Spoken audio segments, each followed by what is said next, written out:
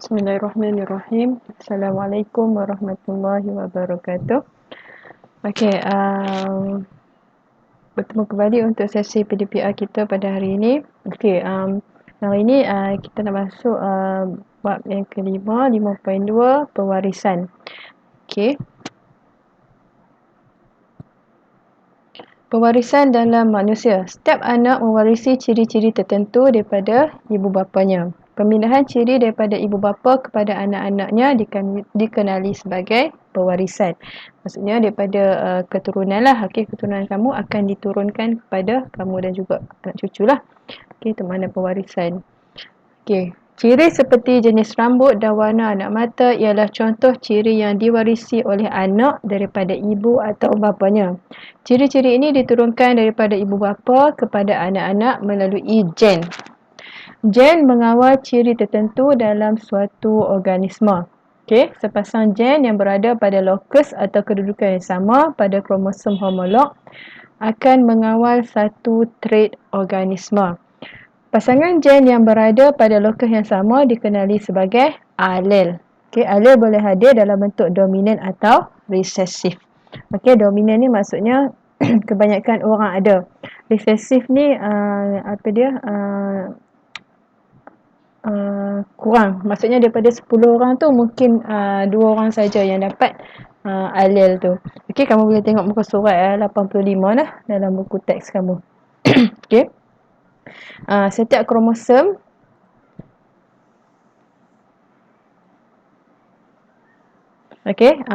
setiap kromosom dia ada alel dominan dan juga ada alel resesif. Okey, dia bawa macam A ni warna mata, B ni jenis darah, okey, warna rambut dan juga jenis rambut. Okey, dia akan bawa salah satunya lah. Okey, dia akan bawa salah satu dekat dalam kromosom tu. Tengoklah kalau nak kalau kata ayah kamu atau mak kamu rambut kerinting, kemungkinan anak pun yang ada rambut kerinting. Okey. Okey, alel dominan akan mempamerkan ciri yang dikawalnya dan menutupi kesan alel resesif. Alel resesif pula hanya akan menunjukkan ciri yang dikawal apabila alel yang dominan tidak hadir. Maksudnya yang menang tu, yang kuat adalah dominan. Okey, katalah dominan ni tak muncul, barulah resesif muncul. Okey, oleh itu ciri resesif hanya akan dipamerkan apabila kedua-dua alel adalah resesif. Alel dominan diwakili oleh huruf besar, manakala alel resesif diwakili oleh huruf kecil. Okey, misalnya T besar digunakan untuk mewakili tinggi dan T kecil mewakili rendah. Okey. Tapi dia masih mesti huruf yang sama. Contohnya kalau R. Okey, R tu katalah bukan, okey, katalah K. Okey, K tu adalah kanan. Okey, K tu adalah kanan. Okey, K kecil ni adalah kidal. Okey, contohlah, contoh. Okey, hanya yang tadilah. Okey, ciri dan trait. Ciri ialah sifat ketara yang diwarisi dan ditentukan oleh gen seperti warna mata. Trait pula ialah varian bagi ciri khusus yang membezakan antara individu. Trait untuk warna mata adalah hitam, coklat dan biru. Okey, trait ni maksudnya variasi. Okey, pelbagai. Okey, ciri tu sifat ketara yang diwarisi. Okey, tapi kalau trait ni pula dia bezakan antara individu. Okey. Okey, trait pun ada dua juga. Trait dominan dan juga trait resesif. Okey, trait dominan boleh menggulung lidah, rambut hitam dan juga cuping telinga bebas. Maksudnya semua ni kebanyakan orang ada. Hak ni sedikit sahaja orang yang ada. Okey. Okey, seterusnya mekanisme perwarisan. Okey, kamu boleh tengok muka surat 86 dalam konteks. Gregor Mendel ialah orang pertama yang menemui mekanisme pewarisan secara teratur dan mendalam. Mendel menggunakan pokok kacang pea berbakar tulen dalam eksperimen beliau tentang kacukan monohybrid. Kacukan monohybrid melibatkan kajian tentang satu ciri pada satu masa, sebagai contoh ketinggian iaitu tinggi ataupun rendah. Mendel melakukan kacukan antara satu pokok kacang pea tinggi yang berbakar tulen dengan satu pokok kacang pea kedil yang berbakar tulen. Pokok tinggi berbaka tulen ialah pokok yang mempunyai genotip TT. Bila T huruf besar ada dua, maksudnya pokok tu tinggi. Dalam beberapa generasi sebelumnya, pokok kedil berbaka tulen, T kecil. Okey, dua-dua T kecil. Maksudnya yang ni dominan, yang ni resesif. Okey, maksudnya dia nak cerita kata Gregor Mendel ni lah orang pertama yang orang kata cari mekanisme pewarisan. Okey, maksudnya eksperimen lah. Sebab kalau dalam keadaan yang sebenar, mana kita boleh tentukan kan pokok tu tinggi ataupun pokok tu rendah, ataupun orang tu tinggi ataupun orang tu rendah. Tapi ni adalah sebagai experimental result lah. Okey.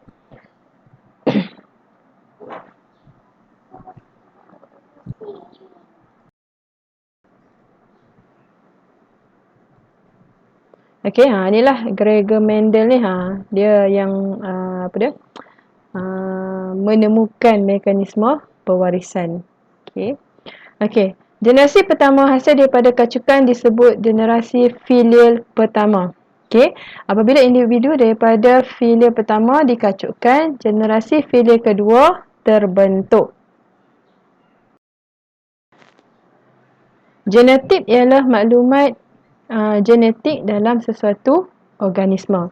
Fenotip pula merujuk kepada ciri-ciri fizikal yang dipamerkan pada sesuatu organisma itu. Okey, tak apa, saat kita boleh tengok gambar rajah lah. Okey, ni yang dikata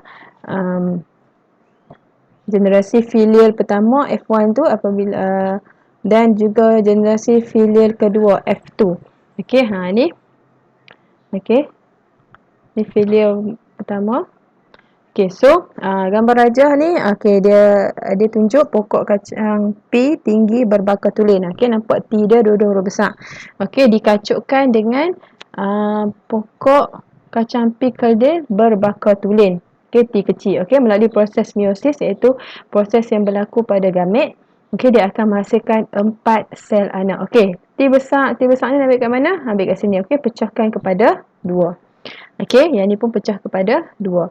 Okey, lepas berlakunya persenyawaan, okey, ambil sini, pasangkan dengan sini. Okey, so kita dapat T besar, T kecil. Okey, yang ni pula pasangkan dengan hujung sini. Okey, dapat T besar, T kecil. Okey, yang kedua, pasangkan yang pertama. Okey, kamu dapat T besar, T kecil, T besar, T kecil, T besar, T kecil, T besar, T kecil. Okey.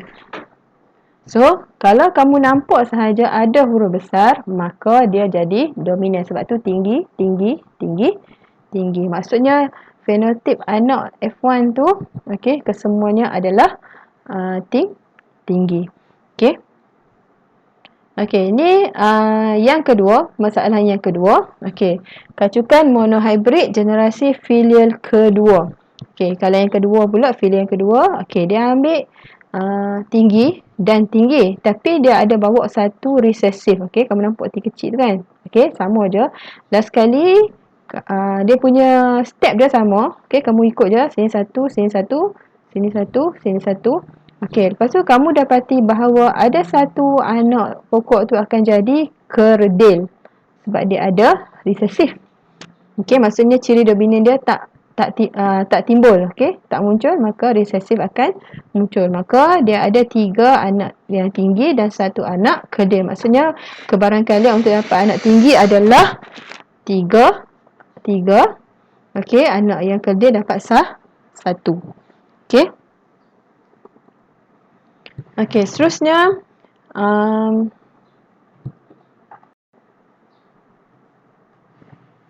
okey, yang ni kalau rajah skema pewarisan kebolehan menggulung lidah. Okey, yang ni kalau dalam manusia ni maksudnya macam kita predict lah. Okay, kita buat anggaran. Okey, anggaran lah yang nak tentukan bukan kita. Ni kita just buat anggaran. Okey, kalau bapa dia boleh menggulung lidah, boleh. Baby boleh. Okey, ibu dia tak boleh sebab dua-dua resesif. Okey, so kita buat rajah pewarisan. Last kali, kesemua anak boleh menggulung lidah. Okey, yang tu kalau menggulung lidah kan. Okey. So, gambar rajah pewarisan ni kamu kena tahulah, okey, macam mana nak dapat dia punya genotip. Okey, genotip anak tu. Okey, yang ni yang 4 kotak bawah ni. Okey. Okey, kromosom seks. Seorang lelaki dan perempuan mempunyai 46 kromosom yang terdiri daripada 44 autosom dan 2 kromosom seks. Okey, 44 autosom ni ada dekat inilah 22 pasang kromosom dan 2 kromosom seks ni ada dekat sepasang kromosom 23 kan. Okey, lelaki mempunyai 2 jenis kromosom seks iaitu X dan Y, manakala perempuan mempunyai 2 kromosom seks X sahaja. Selepas meiosis, sperma akan mempunyai separuh bilangan kromosom induk iaitu 23 kromosom, sama ada 22 tambah X atau 22 tambah Y. Ovum juga akan mempunyai separuh bilangan kromosom induk iaitu 23 kromosom iaitu 22 tambah X. So kat sini yang nak menentukan anak tu lelaki ataupun perempuan adalah melalui sperma. Okey, sperma boleh bawa X dan juga Y. Okey. Jantina anak bergantung pada jenis sperma yang mensenyawakan ovum. Jika sperma 22 tambah X mensenyawakan ovum 22 tambah X, jantina anak adalah perempuan sebab gabungan dia jadi 44 tambah XX. Okey. Kalau sperma tu dia bawa 23 tambah Y, mensenyawakan ovum 22 tambah X. So, dia akan jadi 44 tambah XY. XY ni adalah lelaki. Okey. Selepas proses meiosis, ovum menghasilkan 22 tambah X, sperma menghasilkan 22 tambah X atau 22 tambah Y. Maksudnya sperma ni dia bawa satu saja, bukan dia bawa dua-dua lah. Sama ada dia bawa 22 tambah X ataupun dia bawa 22 tambah Y. Okey. Okey, yang ni rajah pewarisan bukan rajah skema penentuan jantina anak. Okey, maksudnya kita tak tahulah sperma tu bawa X ataupun Y, tapi kita boleh kira secara eksperimen. Okey. Okey, so bapa kita tahu kalau bapa dia mesti ada kromosom dia 44 tambah XY. Okey, ibu 44 tambah XX. Selepas proses meiosis, okey, bahagikan. 44 bahagi 2 dapat 22. Okey, X mai sini, Y mai sini. X mai sini, X mai sini. Okey, lepas tu kamu buatlah rajah tu. Okey, sama aja. So, kat sini kebarangkalian untuk dapat anak perempuan adalah 50%, manakala anak lelaki pun 50%. Okey, maksudnya sama banyak lah. Okey, hal yang nak tentukan bukan kita kan. Okey. Okey, jadi kalau ni kamu boleh tengoklah muka surat 89, dia cerita pasal itulah yang saya cerita tadi ni semua sama macam dalam buku teks. Okey. So sekian saja untuk kali ini. Terima kasih. Assalamualaikum.